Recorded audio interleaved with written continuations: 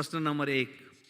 सभामुख महोदय, गृहमन्त्रीजीसँग जिज्ञासा राख्न चाहन्छु। सम्पत्ति छानबिन प्रभावकारी नहुँदा भ्रष्टाचार र कमिसन चुनौती भइरहेको धेरै समय भयो। पञ्चायत कालदेखि बहुदल र गणतन्त्रको यो अवधिसम्म कसको विरुद्ध भ्रष्टाचारको मुद्दा दर्ता भयो? पञ्चायत कालदेखि गणतन्त्र र बहुदलसम्मका सार्वजनिक पदमा बस्नेहरू अझ त्योभन्दा अगाडि बस्नेहरूलाई समेत सम्पत्ति छानबिनमा ल्याइएको भए सजिलो हुने होइन र? धन्यवाद। माननीय सदस्यहरू, अब माननीय उपप्रधानमन्त्री एवं गृहमन्त्री रवि लामिछानेलाई उक्त प्रश्नको उत्तर दिन अनुमति दिन्छु। सम्माननीय सभामुख महोदय मार्फत माननीय प्रेम सुवालजीले उठान गर्नुभएको प्रश्नको जवाफ प्रस्तुत गर्ने अनुमति चाहन्छु। मान्यज्यूले उठान गर्नुभएको विषय मेरो कार्यक्षेत्र रहेको मन्त्रालय अन्तर्गत त हो नै, तर त्यति मात्र नभएर समग्र सरकारकै क्षेत्राधिकारमा पर्ने बेहोरा समेत सम्मानित सदन समक्ष अनुरोध गर्दछु। तर सरकारमा रहेको सेवा प्रवाह र सुशासनसँग सम्बन्धित मन्त्रालयको नेतृत्व समेत लिएकाले भ्रष्टाचार नियन्त्रणका लागि इमानदार रूपमा प्रयासरत रहेको कुरा निवेदन गर्न चाहन्छु। भ्रष्टाचार नियन्त्रणका लागि हामीसँग संरचना नभएको होइन, संवैधानिक आयोगहरू छन्, अख्तियार नै छ, तर विभिन्न कारणहरूले विभिन्न अडचनहरूले गर्दा आशातीत प्रतिफल प्राप्त गर्न नसकेको जनगुनासो र माननीयज्यूहरूको गुनासो कायमै छ। सरकारले न्यूनतम नीतिगत प्राथमिकता र साझा सङ्कल्पमा भ्रष्टाचार र अख्तियारको दुरुपयोगसँग जोडिएका विषयको छानबिन र अनुसन्धान गरी कुनै पनि कालखण्डमा भएका भ्रष्टाचार र सोही व्यवस्था अन्तर्गत कोही पनि भ्रष्टाचारीमाथि कानुनी कारबाही अगाडि बढाउने उल्लेख गरिएको छ। भ्रष्टाचारी एक दिन कानुनको कठघरामा आउँछ भन्ने विश्वास नेपाली समाजमा स्थापित गर्न जरुरी भइसकेको छ। त्यसतर्फ सरकारले नीति तथा कार्यक्रम र बजेट मार्फत पनि सम्बोधन गरेको कुरा जानकारी गराउन चाहन्छु। कुनै एक पक्षले मात्र सक्रियताका साथ काम गर्दैमा भ्रष्टाचार नियन्त्रण सम्भव हुने होइन। पर्याप्त कानुनी आधार, क्षेत्राधिकार र स्रोत साधन सहित भएका संरचनाको स्तरोन्नति आवश्यक छ। मेरो र उसको नभनिकन सबैका पालामा चर्चामा आएका प्रत्येक प्रकरणको छानबिनका लागि राजनीतिक नेतृत्व तयार हुने र अख्तियार प्राप्त निकायले राजनीतिक स्वार्थ प्रेरित नभई निष्पक्ष रूपमा अनुसन्धान र अभियोजन गर्ने हो भने न्यूनीकरण हुँदै भ्रष्टाचार नियन्त्रण सम्भव छ। भ्रष्टाचारका घटना समेत राजनीतिक दाउपेचको शिकार हुने विद्यमान प्रवृत्ति सच्याउन जरुरी रहेको तर्फ पनि यस सम्मानित सदनको ध्यान आकर्षण गराउन चाहन्छु। र विशेष गरेर गृह प्रशासन र गृह मन्त्रालयमा करिब 3 महिना मैले नेतृत्व लिइसकेपछि निरन्तर रूपमा भ्रष्टाचार नियन्त्रणका लागि भएका कारबाहीहरूका बारेमा सदनलाई जानकारी नै छ, मान्यज्यूहरूलाई जानकारी नै छ। त्यसैले निरन्तर रूपमा चलिरहेका फरार अभियुक्तहरूको गिरफ्तारी, यी सबै कुराहरूको फेरिस्त मैले सम्मानित सदनमा बताइराख्नु पर्दैन। निरन्तर रूपमा सरकार लागि परिरहेको छ र केही दिन अगाडि मात्रै बजेटमा र नीति कार्यक्रममा व्यवस्था भएअनुसार भइरहेका काण्डहरूको मात्र होइन, कुनै पनि कालखण्डमा भएका काण्डहरूमध्ये 25वटा काण्डहरूलाई छानबिन गर्नको निमित्त शक्तिशाली आयोग गठन गर्ने तयारी रहेको कुरा मैले सम्मानित सदन मार्फत जानकारी गराइसकेको छु। त्यसकारणले कोही पनि बेचैन हुनु पर्दैन। भ्रष्टाचारका कोही पनि मानिसहरू संलग्न छन् भने त्यसमा निर्मम भएर कारबाही गरिन्छ। त्यो साहस, त्यो आँटका साथ हामी प्रस्तुत भएका छौँ भन्ने कुरा निवेदन गर्न चाहन्छु। धन्यवाद। माननीय सदस्य, केही पूरक प्रश्न छ भने राख्न सक्नुहुन्छ, 1 मिनेटभित्र। सभामुख महोदय, गृहमन्त्रीजीसँग पूरक प्रश्न राख्न चाहन्छु। नेपालीको सम्पत्ति सीमाङ्कन र विदेशमा सम्पत्ति राख्न नपाउने कानुनी व्यवस्था गरिएको भए सम्पत्ति शुद्धिकरणमा मद्दत पुग्ने होइन र? झुठा बोल्नेहरूको, सरकारमा ठुला पदमा बस्नेहरूको नै सम्पत्ति धेरै भएको विषयमा मन्त्रीज्यू कति सहमत हुनुहुन्छ? र यो न्यूनतम कार्यक्रम त अब धेरैदेखि भोग्दै आएको जनताले भनिएको कुरा गर्दैन र देखाउटीको लागि भनिन्छ भन्ने पनि छ। यसमा मन्त्रीज्यू के भन्नुहुन्छ? धन्यवाद। माननीय मन्त्रीज्यू, जवाफ दिनुहोस्। सम्माननीय सभामुख महोदय मार्फत म माननीयज्यूलाई यो प्रति प्रश्नका लागि बताउन चाहन्छु। सम्पत्तिको सीमा सम्बन्धी कानुन सदनले निर्माण गर्ने यो थलो नै हो। त्यसका लागि म सकारात्मक छु, हामी सकारात्मक छौँ, सरकार सकारात्मकै छ। त्यसको पहलका लागि सदनले कानुन बनाएरै व्यवस्था गर्ने कुरामा एकमत हुने वातावरण बन्न सकोस्, त्यसका लागि आफ्नो भूमिका निर्वाह गर्ने प्रतिबद्धता म माननीय ज्यू समक्ष राख्न चाहन्छु।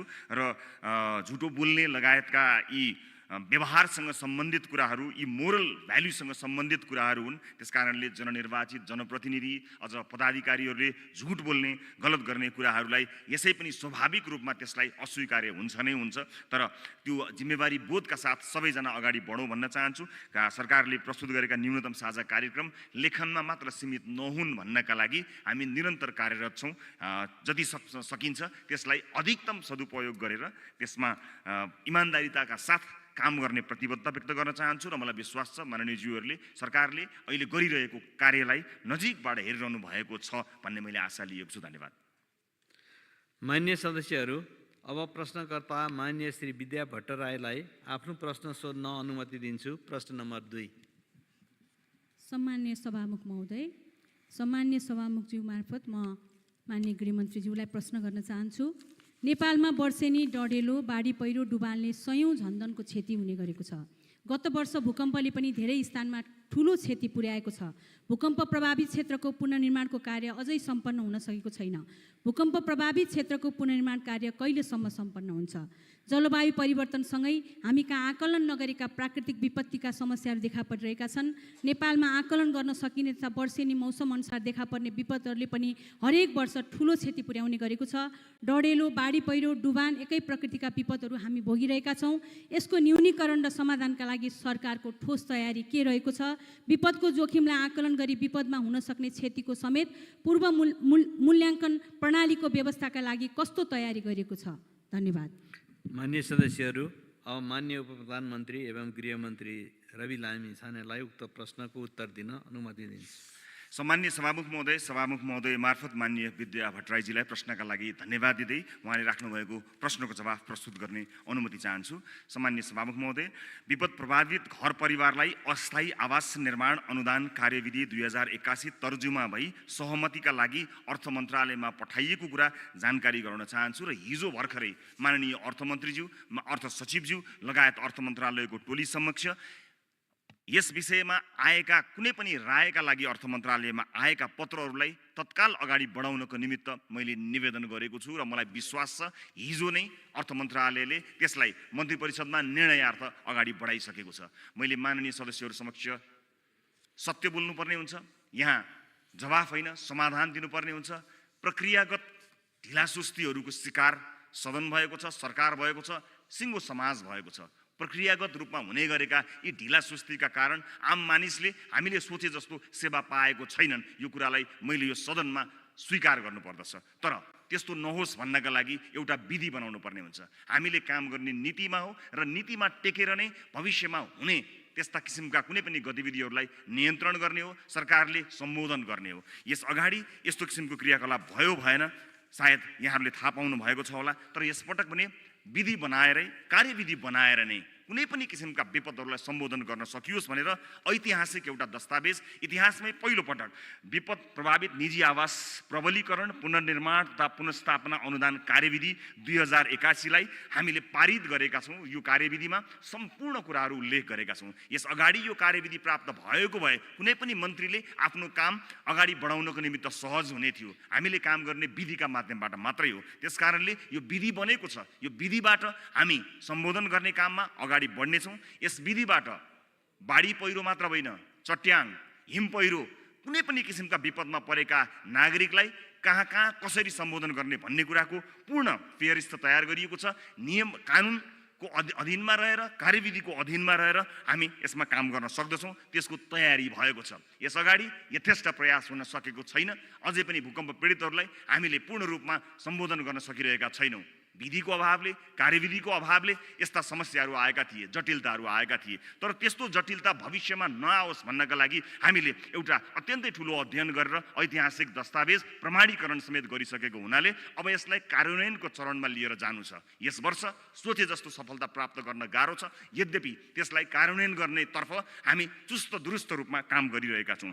विपद प्रभावित निजी आवास प्रबलीकरण, पुनर्निर्माण तथा पुनर्स्थापना अनुदान कार्यविधि 2081 स्वीकृत भई कार्यान्वयनको चरणमा रहेको र विपद सम्बन्धी सबै विषय क्रमशः सोही कार्यविधि अनुसार सम्बोधन गर्दै जाने बेहोरा म सम्मानित सदन समक्ष अनुरोध गर्न चाहन्छु र सँगसँगै विपदमा परेका सबै नागरिकलाई ध्यान दिनको निमित्त, त्यसमा पूर्व तयारीहरू गर्नको निमित्त एउटा कमान्ड पोस्टको हामीले स्थापना गरेका छौँ। अधिकार सम्पन्न सम्पूर्ण स्टेक होल्डरहरू एकै ठाउँमा बसेर क्षतिलाई कम गर्ने, न्यूनीकरण गर्ने विषयलाई काम अगाडि बढिसकेको छ र त्यसको लागि विशेष तयारीका साथ हेलिकप्टरहरूलाई स्ट्यान्ड बाई राख्ने, नेपाली सेना, नेपाल प्रहरी, सशस्त्र प्रहरीका तालिम प्राप्त जवानहरूलाई स्ट्यान्ड बाई राख्ने लगायतका सम्पूर्ण तयारीहरू हामीले सम्पन्न गरेका छौँ र अप्ठ्यारोमा परेका ठाउँहरूमा पूर्व सूचना दिने र उहाँहरूलाई स्थानान्तरण गर्नको निमित्त जिल्ला विपद व्यवस्थापन कार्यालय अन्तर्गत र सिडिओ कार्यालयहरूका मार्फतबाट जहाँ जोखिम परेको छ त्यहाँ सूचना दिने र सूचना दिइसकेपछि ती नागरिकलाई स्थानान्तरण गर्न सक्ने ठाउँहरू, सरकारी भवनहरू,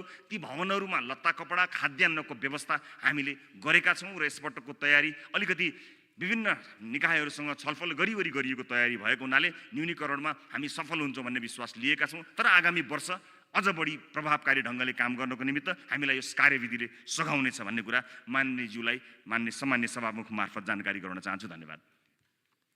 माननीय सदस्य पूरक प्रश्न के राख्न चाहनुहुन्छ भने 1 मिनटभित्र राख्न समय दिन्छु। सामान्य सभामुख महोदय, मन्त्रीज्यूलाई मेरो पूरक प्रश्न रहेको छ। विपद कोष अपर्याप्त छ, स्रोत साधनको अभाव छ, तत्काल उद्धारको लागि अप्ठ्यारो छ, आफ्नो कोष निर्माण गर्नेतर्फ ध्यान दिनुपर्छ कि तालिम प्राप्त रेस्क्यु टिम अहिले पनि छैन र आज पनि हामीले बस्तीको स्थानान्तरण गर्न सकेका छैनौँ। यसतर्फ मन्त्रीज्यूको के योजना रहेको छ? माननीय मन्त्रीज्यू जवाफ दिनुहोस्। सामान्य सभामुख महोदय मार्फत माननीयज्यूको पूरक प्रश्नको जवाफ दिने अनुमति चाहन्छु।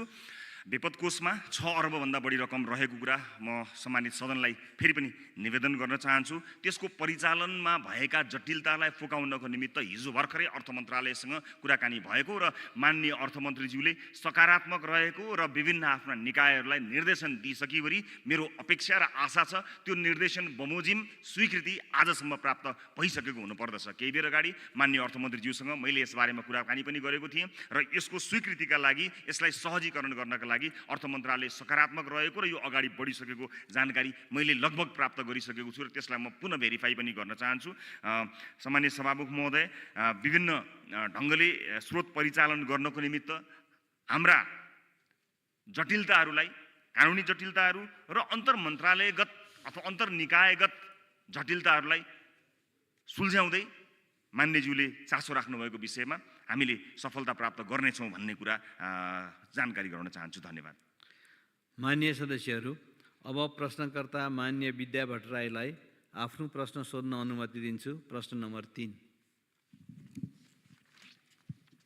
सामान्य सभामुख महोदय, सामान्य सभामुखज्यू मार्फत म माननीय गृहमन्त्रीलाई प्रश्न गर्न चाहन्छु। पछिल्लो समय नेपालमा हिंसाका घटनाहरू निकै बढेका छन्, जसमा महिलामाथि हुने अपराध बढ्दो अवस्थामा रहेका छन्। महिलामाथि हुने बलात्कार, घरेलु हिंसा, यौन उत्पीडन, एसिड आक्रमण, प्रसुति हिंसा, दाइजोका कारण हुने हिंसा, बालविवाह, कुटपिट, मानसिक यातना, हत्या लगायतका घटनाहरू दर्ता हुने र घटना सार्वजनिक हुने अवस्था रहेको छ। त्यस्तै राज्यका विभिन्न तह र निकायमा कार्यरत महिला, निजी कार्यालयमा कार्यरत महिला, व्यवसायमा कार्यरत महिला र सेवा क्षेत्रमा कार्यरत महिला, श्रम क्षेत्रमा कार्यरत महिलामाथि शोषण, हिंसा र दुर्व्यवहार हुने गरेका तथ्यहरू सार्वजनिक भइरहेका छन्। यसको न्यूनीकरण र दीर्घकालीन समाधानका लागि मन्त्रालयको कस्तो कार्ययोजना रहेको छ? माननीय मन्त्रीज्यूलाई प्रश्न गर्न चाहन्छु। माननीय सदस्यहरू, अब माननीय उपप्रधानमन्त्री एवं गृहमन्त्री रवि लामिछानेलाई उक्त प्रश्नको उत्तर दिन अनुमति दिन्छु। सम्माननीय सभामुख महोदय मार्फत माननीय विद्या भट्टराईज्यूले उठान गर्नुभएको प्रश्नको जवाफ दिने अनुमति चाहन्छु। आगामी आर्थिक वर्ष 2081-82 को नीति तथा कार्यक्रममा बालबालिकामाथि हुने दुर्व्यवहार, यौन हिंसा, मानव बेचबिखन, बलात्कार, छुवाछुत, लागु पदार्थ दुर्व्यसन, छाउपडी, दाइजो तथा तिलक जस्ता सामाजिक विकृति र शोषण अन्त्य गर्ने, सामाजिक कुरीति नियन्त्रण सम्बन्धी कानुनी व्यवस्थालाई कडाइका साथ कार्यान्वयन गर्ने र बलात्कार तथा घरेलु हिंसा लगायत सबै प्रकारका हिंसा, विभेद र शोषण विरुद्धका मुद्दामा सरल, सुलभ र छिटो न्याय निरूपण हुने व्यवस्था मिलाइने भन्ने स्पष्ट गरिएको छ। सबै प्रहरी चौकीमा महिला सहायता कक्ष स्थापना गर्ने नीति लिएको छ। कार्यस्थलमा हुने यौनजन्य दुर्व्यवहार निवारण ऐन 2071 कार्यान्वयन भइरहेको छ। हिंसा न्यूनीकरणका लागि सचेतना अभियानसहित महिला सशक्तिकरणलाई थप नतिजामुखी बनाउँदै लगिने कुरा स्पष्ट पार्न चाहन्छु। यसलाई थप प्रभावकारी बनाउन सम्बद्ध सबै निकाय र सरकारवालाको समन्वय र सहकार्यमा नीतिको प्रभावकारी कार्यान्वयन गरिने बेहोरा सम्मानित सदन समक्ष अनुरोध गर्न चाहन्छु। महिला हिंसासँग सम्बन्धित घटनामा राज्यका अधिकारीले नै पीडकको बचाउ गर्ने गरेको, प्रहरीले अनुसन्धानमा व्यवस्था वा लापरवाही गर्ने गरेको तथा अदालतले निर्णय सुनाए पनि फैसला कार्यान्वयन नहुँदा पीडितले न्यायको व्यावहारिक अनुभूति गर्न नपाएको घटना सन्दर्भ पनि प्रशस्तै सुन्न देख्न पाइन्छ।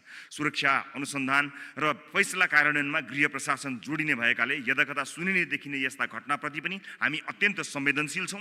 भर्खरको अछाम घटनापछि छाउपडी कुप्रथा, त्यसको असर, अन्त्यको अभियान र त्यसलाई अन्त्य गर्ने अभियान आदिसँग जोडिएका पक्षबारे अध्ययन गर्न मन्त्रालयले समिति बनाएको जानकारी गराउँदै महिला विरुद्ध हुने सबै प्रकारका विभेद, हिंसा र शोषण अन्त्य, पीडकलाई हदैसम्मको कारबाही र पीडितको न्यायका लागि गर्नुपर्ने थप पहलबारे निरन्तर झकझक्याउन समेत म प्रश्नकर्ता सहित सम्पूर्ण माननीयज्यूहरू समक्ष आग्रह गर्न चाहन्छु। धन्यवाद। पूरक प्रश्न सोध्न चाहनु भएकोले विषयमा केन्द्रित भई माननीय सदस्यहरूले सोध्न सक्नुहुनेछ। सम्मान्य सभामुख महोदय, मान्य मन्त्रीज्यूलाई मेरो पूरक प्रश्न रहेको छ।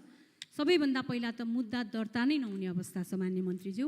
त्यसै गरी चौकी स्तरमा महिला बालबालिका सेल र महिला प्रहरी अहिले पनि छैनन्, जसले गर्दा महिला र बालबालिका सम्बन्धी घटनाहरू अझै पनि बाहिर आएका छैनन्, दर्ता हुन सकेका छैनन्, त्यहाँ पुग्न सक्ने अवस्था पनि बनेको छैन। यसतर्फ मन्त्रीज्यूको धारणा के रहेको छ? माननीय मन्त्रीज्यू। सम्मान्य सभामुख महोदय मार्फत पूरक प्रश्नको जवाफ दिने अनुमति चाहन्छु।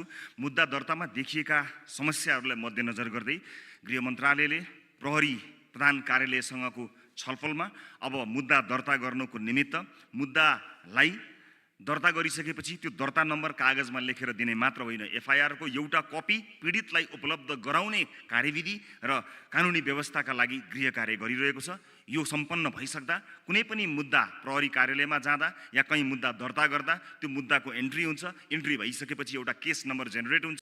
त्यो केस नम्बर जेनेरेट भइसकेपछिको विवरण प्रिन्ट गरेर पीडितलाई दिँदा पीडितले दर्ता भएको आफ्नो सम्पूर्ण विवरण र एउटा प्रति प्राप्त गर्ने भएको हुनाले यसको अनिवार्यतामा अत्यन्त धेरै जोड पुग्छ। यसको कार्यान्वयनका लागि छलफल अगाडि बढिसकेको छ र चाँडै नै नतिजा आउने कुरा पनि जानकारी गराउन चाहन्छु। महिला सेल र बालबालिका सेलका लागि पनि अत्यन्त धेरै प्रयास भइरहेको छ। सीमित स्रोत साधनका बीच हामीले धेरै कार्य सम्पादन गर्नुपर्ने भएका हुनाले त्यस चुनौती बीच पनि यी महत्त्वपूर्ण विषयहरूलाई प्राथमिकताका साथ मन्त्रालयले हेरेको कुरा सम्मान्य सभामुख महोदय मार्फत माननीयज्यू र सिङ्गो सदनलाई जानकारी गराउन चाहन्छु। धन्यवाद। माननीय सदस्यहरू, अब प्रश्नकर्ता मान्य सदस्य प्रदीप पौडेललाई आफ्नो प्रश्न सोध्न अनुमति दिन्छु। प्रश्न नम्बर 4। सम्माननीय सभामुख महोदय, मैले अरू प्रश्नहरू पनि राखेको थिएँ तर अरू अस्वीकृत भएको भन्ने सूचना प्राप्त भएको छ। अस्वीकृत हुनको कारण जान्न पाउनेछु भन्ने अपेक्षा राखेको छु। पछिल्लो प्रश्न माननीय गृहमन्त्री रवि लामिछाने अर्थात् तपाईँको पासपोर्टको बारेमा महान्यायाधिवक्ता कार्यालयले गरेको निर्णयका सम्बन्धमा सरकारको के धारणा छ? साथै पछिल्लो पल्ट सरकारी प्रकरणमा सहकारी प्रकरणमा सोही कार्यालयले क्लिन चिट दिने संवैधानिक र कानुनी प्रावधान कहाँ के कस्तो छ? सरकारले यसलाई नजिर मानेको हो वा होइन भने महान्यायाधिवक्तालाई पदीय आचरण विपरीत कार्य गरेको अभियोगमा कारबाही किन नगर्ने? माननीय सदस्यहरू, अब माननीय उपप्रधानमन्त्री एवं गृहमन्त्री रवि लामिछानेलाई उक्त प्रश्नको उत्तर दिन अनुमति दिन्छु। सम्मान्य सभामुख महोदय मार्फत माननीय प्रदीप पौडेलजीले उठाउन गर्नुभएको प्रश्नको जवाफ दिने अनुमति चाहन्छु।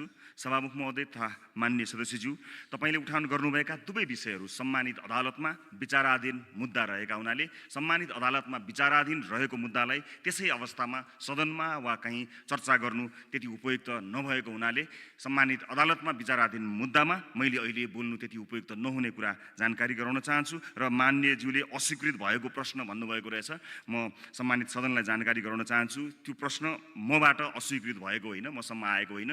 हुनसक्छ कुनै कारणवश सदनकै कुनै प्रक्रियागत रूपमा अस्वीकृत भएको भए थाहा छैन। मेरा लागि सबै प्रश्नहरू स्वीकृत छन्। सभामुख महोदयबाट यदि तपाईँले अनुमति प्राप्त गर्नुभयो भने अस्वीकृत गरिएको भनिएको प्रश्न मलाई सोध्न सक्नुहुन्छ भन्ने कुराको जानकारी सम्मान्य सभामुख महोदय मार्फत जानकारी गराउन चाहन्छु। धन्यवाद। पूरक प्रश्न केही छ मान्यज्यू? मेरो प्रश्न संसद सचिवालयबाट विषयमा अस्वीकृत केन्द्रित भएको रहेर हो, राख्न सक्नुहुनेछ। त्यो पनि म जानकारी गराउन चाहन्छु। माननीय मन्त्रीज्यूले अदालतको सम्मानका लागि त्यो प्रश्नको उत्तर बाँकी राख्नुभयो। म पनि अदालतलाई सम्मान गर्दै पूरक प्रश्न नराख्ने जानकारी गराउन चाहन्छु। मन्त्रीले त के भन्नु परेन नि अब। माननीय मन्त्रीज्यू अब आसन ग्रहण गर्न सक्नुहुन्छ। हस्, धेरै धेरै धन्यवाद। सम्मान्यज्यूको अनुमति हुन्छ भने भर्खर उठेका केही विषयमा जवाफ दिनु जरुरी हुन्छ कि विशेष गरेर परिचय पत्रको धेरै प्रश्नहरू आएको हुनाले सम्मान्यज्यूबाट अनुमति प्राप्त हुन्छ भने म राष्ट्रिय परिचय पत्र सम्बन्धी उठेका प्रश्नको जवाफ दिन चाहन्छु। शून्य र विशेष समयमा वा आकस्मिक समयमा उठेका प्रश्नहरूको पनि उहाँले जवाब दिन चाहनु भएकोले संक्षिप्तमा प्रश्न दिनको लागि उत्तर दिनको लागि प्रश्नको म माननीय मन्त्रीजीलाई अनुमति दिन्छु। सम्मान्य सभामुख महोदय, अनुमतिका लागि धेरै धेरै धन्यवाद दिन चाहन्छु। राष्ट्रिय परिचय पत्र सम्बन्धी विषय धेरै प्रश्नहरू आएका हुनाले म यसबारे सबैलाई स्पष्ट पार्न चाहन्छु। राष्ट्रिय परिचय पत्र एउटा त्यस्तो परिचय पत्रका अवधारणामा अगाडि बढेको छ जसले सदनमा र सडकमा उठेका धेरै प्रश्नहरूको जवाफ दिन्छ। कतिवटा कागज लिने, कतिवटा परिचय पत्र बोक्ने, कति नागरिकले दुःख पाउने, कति विवरण भर्नुपर्ने भन्ने विषय सदनमा र विभिन्न ठाउँमा निरन्तर उठिरहन्छ सभामुख महोदय। त्यसैलाई न्यूनीकरण गर्नको निमित्त राष्ट्रिय परिचय पत्रलाई एउटै मात्र परिचय पत्र हुँदा अलमोस्ट सबैतर्फ काम गर्न सकिने अवधारणाका साथ अगाडि ल्याइएको छ। अहिले राष्ट्रिय परिचय पत्र बनाउने जुन भिड लाइन लागेको छ भनेर भनिएको छ त्यसमा केही कुरा स्पष्ट पार्न चाहन्छु सम्मान्य सभामुख महोदय। सबैभन्दा पहिला भदौ मसान्तसम्म पनि कसैले भरिसक्नु भएन छ भने पनि यी 28 जिल्लाहरूमा पहिलो चरणमा नसक्दा पनि हामीले समय राखेका छौँ। भदौ मसान्तसम्मका लागि पनि यहाँहरूसँग समय छ। भदौ मसान्तसम्म भर्दा पनि तपाईँले प्राप्त गर्ने, राज्यले दिने, यहाँहरूले प्राप्त गर्ने सेवा सुविधाबाट आम नागरिकहरू वञ्चित हुनु पर्दैन। यो कुरा म स्पष्ट पार्न चाहन्छु। कथम कदाचित कसैको भदौसम्म पनि छुटेछ, कुनै कारणले, अशक्त भएका कारणले, कहीँ जानुपर्नका कारणले, कुनै पनि कारणले छुटेको रहेछ भने स्पष्ट पार्न चाहन्छु सम्मान्य सभामुख महोदय, कुनै पनि कारणले छुटे तापनि राज्यबाट प्राप्त गर्ने सुविधाबाट नागरिकलाई राज्यले कहिले पनि विमुख पार्दैन। त्यसकारणले अहिले छिटै बनाउने, सपरिवार एकैपटक बनाउने भएका कारणले लाइन लाग्न गएको छ, जसको व्यवस्थापनमा अतिरिक्त मानव स्रोत साधनको परिचालन गरिएको छ। जिल्ला प्रशासन कार्यालयहरू मार्फत स्थानीय निकायमा पनि थप जनशक्तिको प्रवाह गर्ने काम भएको छ। तर हामीलाई सूचना लिने बित्तिकै अलिकति छिटो गरौँ भन्ने हाम्रो एउटा स्वभावका कारणले पनि अलिकति भिडभाड अवश्य पनि लागेको छ। तर म सबैलाई फेरि पनि स्पष्ट पार्न चाहन्छु, भिडभाड गर्नुपर्ने आवश्यकता नै छैन, तत्काल गर्नुपर्ने आवश्यकता नै छैन। 28 जिल्लामा पहिला यसलाई कार्यान्वयन गर्ने चरणमा गएको छौँ। ती 28 जिल्लामा भदौ मसान्तसम्म पनि तपाईँले भर्नुभयो भने तपाईँको छुट्दैन, तपाईँले प्राप्त गर्ने सेवा सुविधा प्राप्त गर्नुहुन्छ। त्यसपछि पनि छुट्यो भने राज्यले तपाईँलाई तपाईँको अधिकारबाट वञ्चित गर्दैन। त्यसकारणले म मान्यज्यूहरूलाई पनि सदनमा प्रस्तुत हुँदाखेरि यी कुराहरूलाई सही सूचना दिने ढङ्गले प्रस्तुत भएर सहयोग गरिदिनु हुनको निमित्त अनुरोध गर्न चाहन्छु कि आम नागरिकहरूलाई सही सूचना प्रवाह गरेर मद्दत गरिदिनु भयो भने सही सूचना आम नागरिकमा पुग्छ। नत्र सधैँ राष्ट्रिय परिचय पत्रको विषय उठेको भइरहँदाखेरि आम नागरिकहरूमा अझ छिटो बनाउनु पर्ने हो कि भन्ने एउटा त्रासले गर्दा झन् भिड बढ्ने गरेको छ। फेरि पनि दोहोऱ्याउन चाहन्छु सभामुख महोदय, भदौ मसान्तसम्मका लागि पनि तपाईँहरूले भन्नुभयो भने तपाईँले प्राप्त गर्ने सुविधा प्राप्त गर्न सक्नुहुनेछ, कहीँ जाँदैन।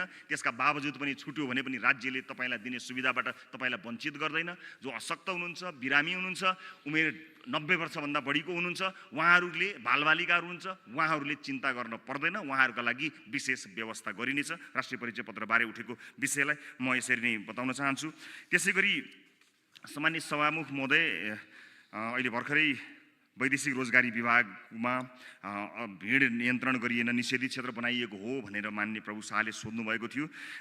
निषेधित क्षेत्र छैन, तर शान्ति सुव्यवस्था कायम गर्नको निमित्त प्रहरीले धरना गरिरहेका केही मानिसहरूलाई धरना त्यो क्षेत्रमा नगर्न, त्यहाँको सेवा प्रवाहमा अप्ठ्यारो परेका कारणले अन्यत्र गराउनको केही कोसिस गरेको अवश्य पनि हुनुपर्दछ। र जहाँसम्म वैदेशिक रोजगारीमा ठगी गर्नेहरूलाई समातिएन भन्ने कुरा छ, म एउटा कुरा स्पष्ट के गर्न चाहन्छु भने अहिले पनि कालीमाटी चौकीमा अधिकांश वैदेशिक रोजगारीमा जानेहरूलाई ठगी गर्ने मानिसहरूलाई नै बढी नियन्त्रणमा लिएको देख्न सकिनेछ। त्यसकारणले म सम्मानित सदनलाई यो कुराको जानकारी पनि गराउन चाहन्छु। आज उठेका यी दुई विषयहरूलाई मूलतः मलाई राष्ट्रिय परिचय पत्रबारे आम नागरिकलाई र सदनलाई जानकारी गराउनु पर्ने विषय थियो। यी जानकारी गराएँ। म सम्मान्य सभामुखज्यूलाई समयका लागि पुनः धेरै धेरै धन्यवाद दिँदै बिदा चाहन्छु। आफ्नो भनाइ यहीँ टुङ्ग्याउँछु। नमस्कार। मान्य सदस्यहरू, गृह मन्त्रालयसँग सम्बन्धित प्रश्नोत्तरको कार्यक्रम यहीँ समाप्त हुन्छ। अब अर्थ मन्त्रालयसँग सम्बन्धित प्रश्नोत्तरको कार्यक्रम प्रारम्भ हुन्छ।